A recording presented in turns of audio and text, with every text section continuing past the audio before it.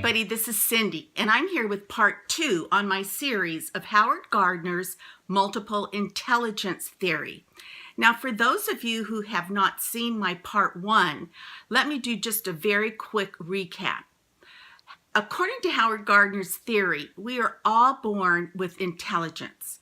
However, he divides our intelligences into 9 different categories. At least at this time, there are 9 categories. And even though we are smart in all categories, in some categories we have a stronger intelligence than others. So the categories that he has defined are, if we look at the bottom of this chart, the blue words, linguistic intelligence, logical, mathematical, visual, spatial, body kinesthetic, and today we're going to be starting with musical intelligence. Now, musical intelligence does not necessarily mean that you play a musical instrument or that you read music. In fact, strong musical intelligence really means that our bodies, our minds respond to music.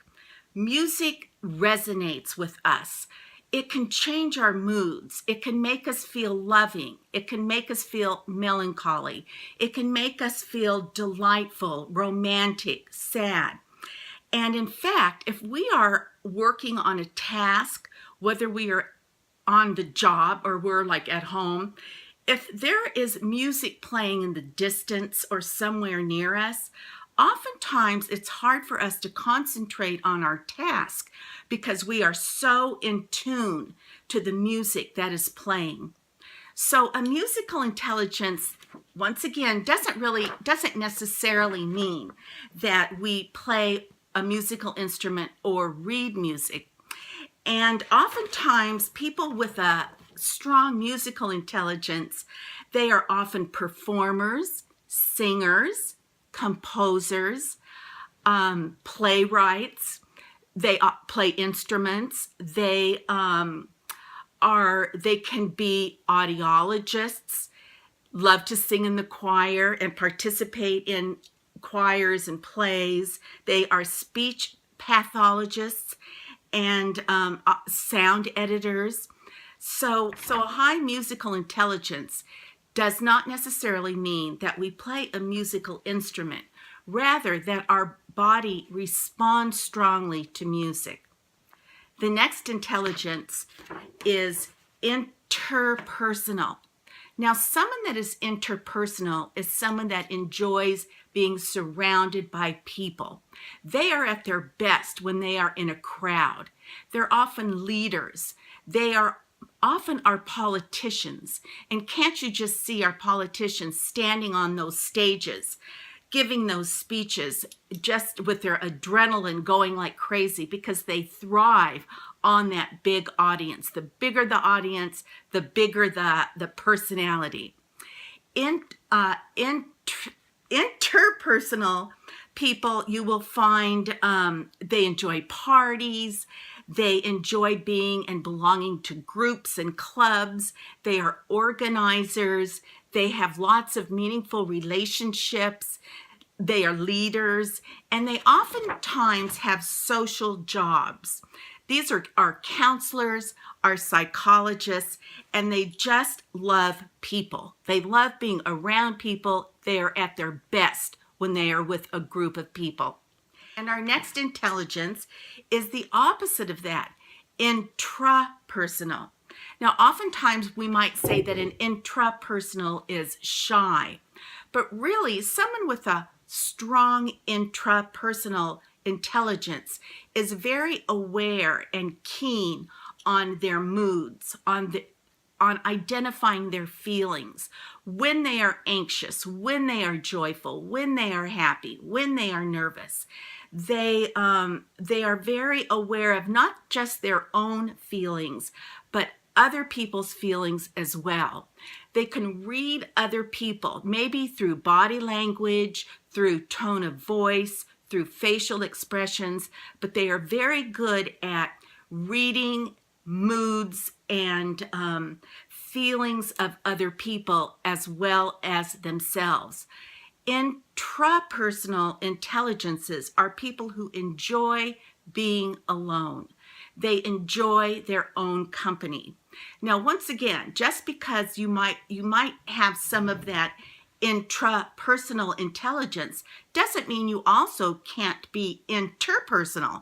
So these are just definitions of different intelligences. So you may be thinking, I'm a little bit of this and I'm a little bit of that.